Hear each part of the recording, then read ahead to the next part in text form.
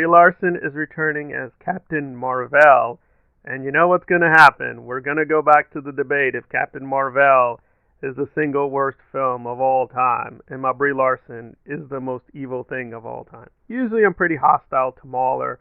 This is not going to be an exception, and we're going to see why I'm hostile, because he's being a stupid idiot. But still, there were actual legitimate problems with Captain Mar-vell, and we'll work through them slowly. Unfortunately, I don't think Maul is all that interested in these. This is towards the end of Captain Mar-vell, so there will be a lot of spoilers. So that spoiler warning out of the way, let us proceed. A joke that needs a bit more of a punch and quippiness, but, you know, as it stands, it's like, yeah, you could call that funny, I guess. But then the bad guys say that they're going to eject the prisoners, including best friend, into space. If you eject all those aliens, then what stops Earth from picking all of it up eventually? Like, why not just execute them here and now? Aren't you kind of fucking with Earth's, like, natural progression? We'll talk about that. What I want to know is whether best friend is rethinking her decision to ditch her kid in exchange for a cool mission where she gets to be ejected into space. You fucking idiot. Anyway, Plank then wakes up and she's... Well, a huge amount of this video keeps going back to he doesn't seem to distinguish between soft science fiction and hard science fiction, or soft fantasy and hard fantasy. Now, to be careful, we don't have really a magical marker where we could delineate the difference between the two. Like, you take something like George R.R. Martin, you'd say that fantasy is, relatively speaking, more realistic than, say, Lord of the Rings, and Lord of the Rings is relatively more realistic than, well, Captain Mar-vell. But again, we don't really know where to draw the magical marker line. Like, well, what is really realistic with magic or fantasy?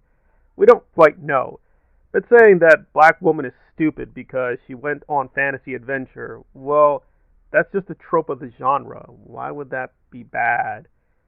I mean, that's just begging the question. You're right, if this is a George R. R. Martin story, the black woman might be stupid, because that's just crazy.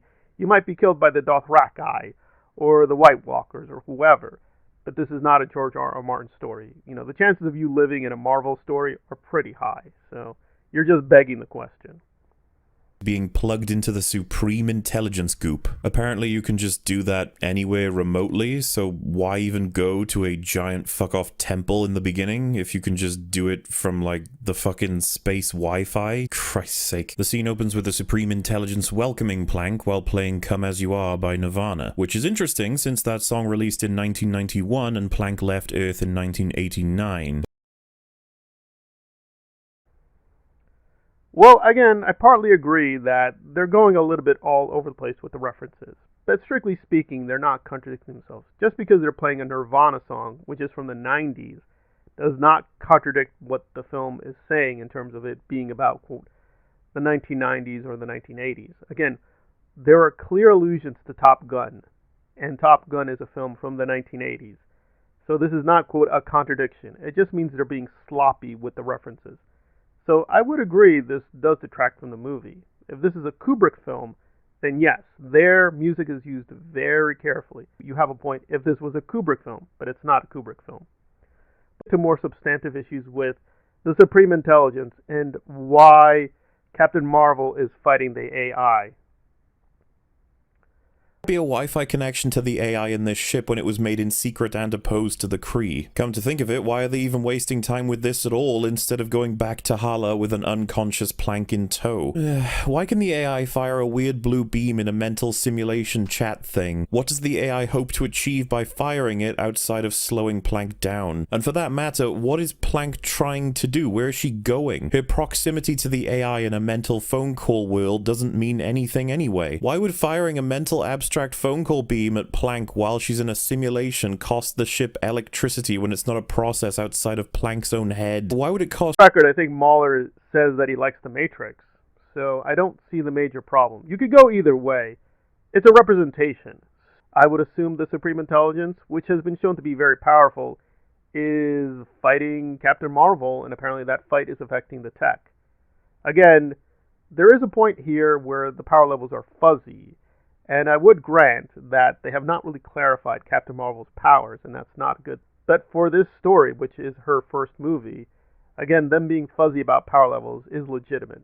They should have done a better job, but again, what do you think? That the superintelligence is bound to Hala? It can't project itself beyond Hala? We don't know that. So, again, this is just a big question mark. I agree, this is a little iffy, but we need a little bit more. Infinite renewable energy stuff. And then on top of that, why would you guys have a security system that releases all prisoners whenever there's a second of interruption from a power source? That seems really dumb. And finally, why the fuck is Best Friend able to beat these guys up? She's been retired for like 6 years and they're space warriors bred for wiping out any galactic faction. Like, what the fuck is happening? Planck then says that she's been fighting this whole time with one arm behind her back and decides to just take off the power patch. And now we get back to Black Woman. But now Black Woman is bad because she's putting up a fight. And this is ridiculous and laughable. Well, which is it? So Black Woman was stupid for even going on the adventure and risking her life. Now Black Woman is laughable because she puts up a fight to save her life. Okay? Well, which is it exactly? Well, I'm just going to repeat what you just said. Right, the Supreme Intelligence is hitting Captain Mar-vell to slow down Captain Mar-vell. Like, why is she hitting Captain Mar-vell? To slow it down? Right, maybe she's hitting Captain Mar-vell to slow down Captain Mar-vell. Like, I realize these video essays are not serious. These are not serious attempts at criticism or film history or whatever. They're just Mauler ranting and raving for money. And Brie Larson is just very popular to hate on the EFAP.